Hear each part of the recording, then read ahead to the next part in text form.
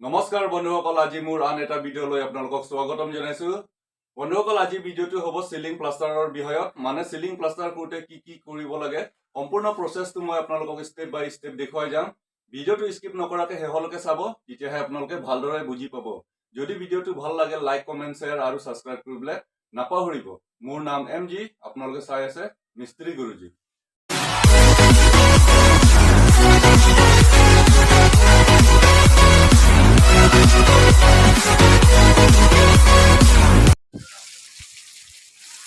বন্ধুসকল, এয়া চাওক, প্লাষ্টাৰৰ আগত পানী ভিজাই আছে। প্লাষ্টাৰৰ আগত পানী ভিজাই ল'লে প্লাষ্টাৰৰ ফিনিচিং ভাল হয়। পানী মৰাৰ পিছত ঘলা মাৰিব লাগে। ঘলাটো কেনেকুৱা বনোৱা হয় মই আপোনালোকক দেখুৱাই দিছোঁ এবাৰ।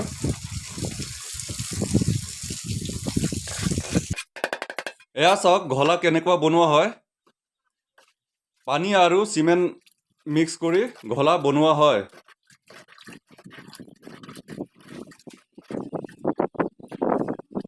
বন্ধুসকল, ঘলা কেনেকুৱা মাৰে সেইটো এবাৰ দেখুৱাই দিছোঁ আপোনালোকক।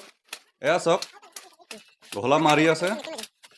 গোটেই চিলিঙত ঘলা মাৰি দিব লাগে। ঘলা মৰাৰ পিছত মছলা কেনেকুৱা মাৰে এবাৰ দেখুৱাই দিছোঁ আপোনালোকক। এয়া চাওক,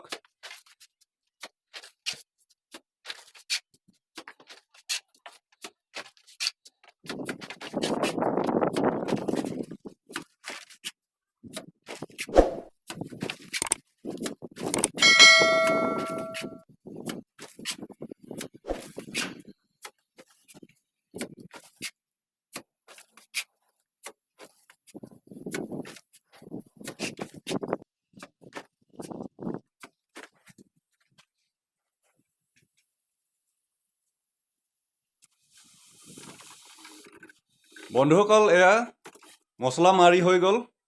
মছলা মৰাৰ পিছত এতিয়া পাতা মিলাই আছে। এয়া চাওক কেনেকুৱা মিলাই আছে। পাতা ভালদৰে মিলাই ল'ব লাগে। বন্ধুসকল, মই আপোনালোকক পিছৰ প্ৰচেছখিনি দেখুৱাই গৈ আছোঁ। ভিডিঅ'টো শেষলৈকে চাই থাকিব।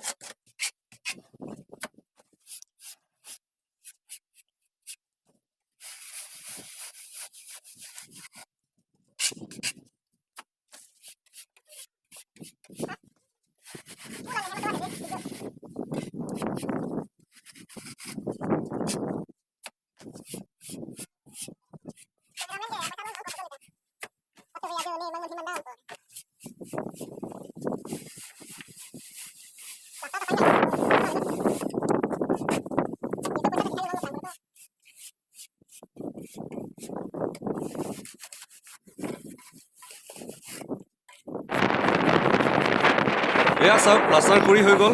বন্ধুসকল, ভিডিঅ'টো চাই কেনেকুৱা লাগিছে কমেণ্ট বক্সত জনাব।